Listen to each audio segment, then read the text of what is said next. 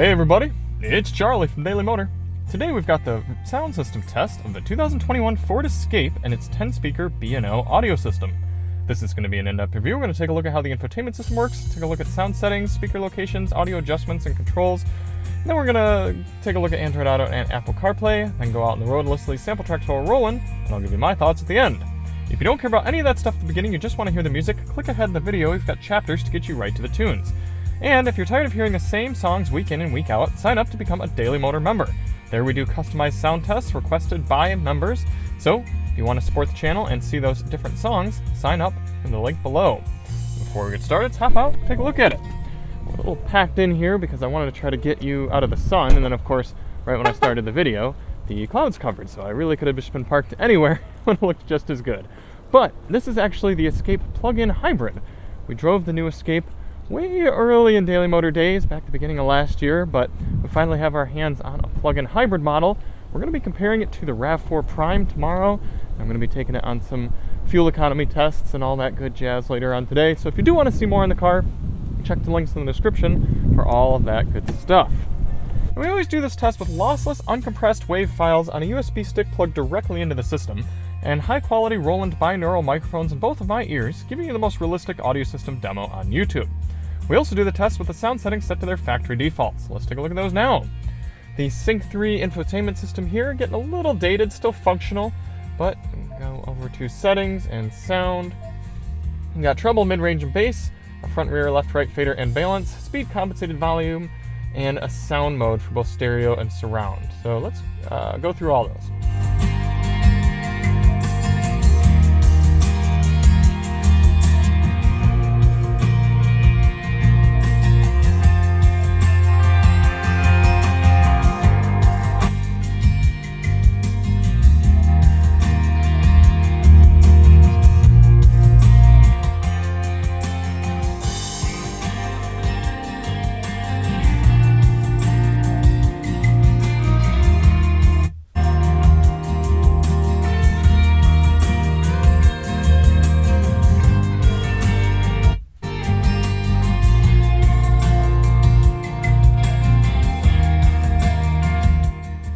For volume controls, you have a nice volume knob right here, easy to grab and turn, although it does feel a little bit cheap. You can see it rattling around there. And then you've got volume on the left side of the steering wheel. For track selection, you have a tuner knob here, physical buttons here. If you're on the audio screen, you can use the touch screen, and you've got right and left over here on the right side of the steering wheel, or I should say forward and backward. For audio inputs, it's been a little while since I've recorded a sound test. Audio inputs in the Escape. You got AM, FM, Sirius XM satellite radio, Bluetooth, USB-A and USB-C with Apple CarPlay and Android Auto support. Looks like we've got Tidal built in, so that's pretty cool. Hopefully that's hi-fi streaming. And that is it. What does that mean you're missing? Well, there's no 3.5mm auxiliary input jack. There's no wireless CarPlay or Android Auto with Sync 3. But other than that, I think you're getting most of your important inputs. Speaker locations. As I said, this is the 10-speaker upgraded system. Starting in the bottom left, you've got 1, 2, 3, 4, 5. Back, you have 6, 7, 8, 9, and your final speaker is in the trunk here, subwoofer making 10. Apple CarPlay and Android Auto demos. Let's go through CarPlay first. Let's plug in. I've actually switched over to an iPhone for my primary device, so we'll have all CarPlay up and ready to go. You can see there's your home screen.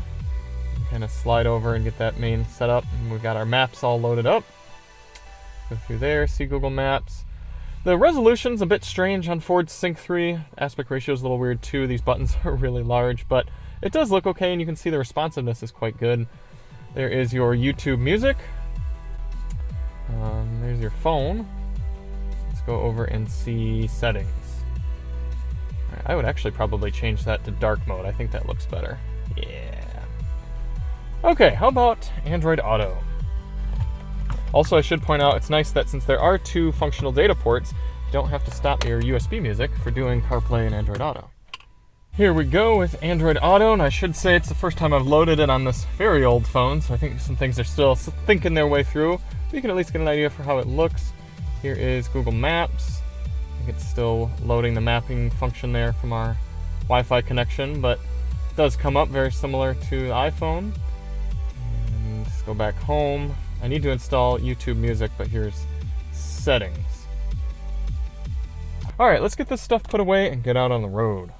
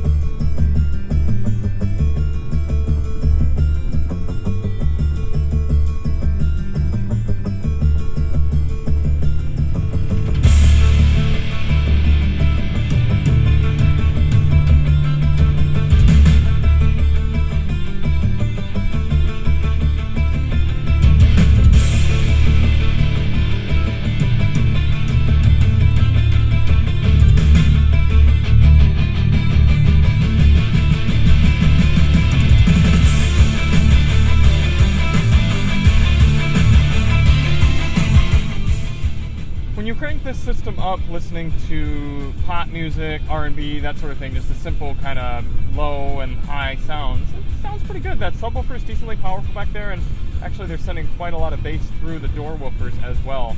It's when you turn up more complex music, a little bit like this, a little bit more rock, orchestra, that sort of thing, the sounds get muddled. It's not awful, it just doesn't come through with the crispness that you would expect from a higher end system. But this is overall kind of a mid-range system, and we're certainly hearing that.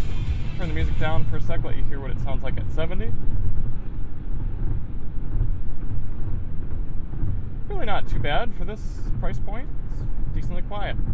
This next song, we'll turn the bass all the way up a little bit in and see how much rattle we get.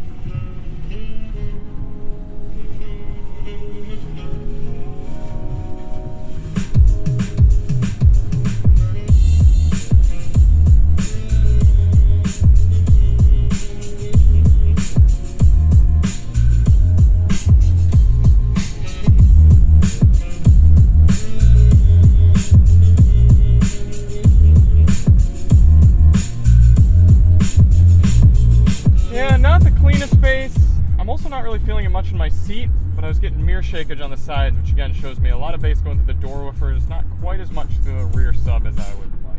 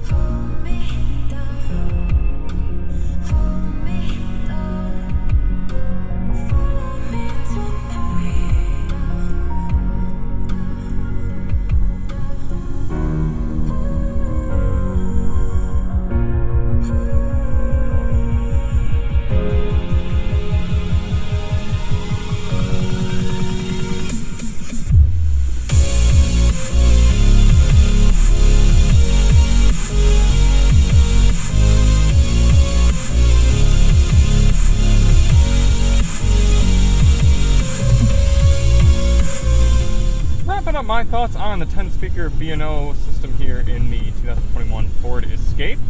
It's holistically average. It's a good example of a C-tier system. That being said, for this type of vehicle, this price point, kind of this class, I think it would earn a B. It's fairly straightforward to use. It sounds pretty darn good for your simpler music. It's just, like I said earlier, when you crank up really loud, the more complex, dynamic songs, you're missing a good amount there. It would be nice to see Apple CarPlay and Android Auto wireless. At least you can plug it in, and you do have the 2 data ports, which I appreciate. So yeah, B for the class, C holistically. Thank you all so much for watching. If you do want to see more on the Escape and this plug-in hybrid model specific, check the links in the description, and we'll see you on the next one. I'm Charlie from Daily Motor, and as always,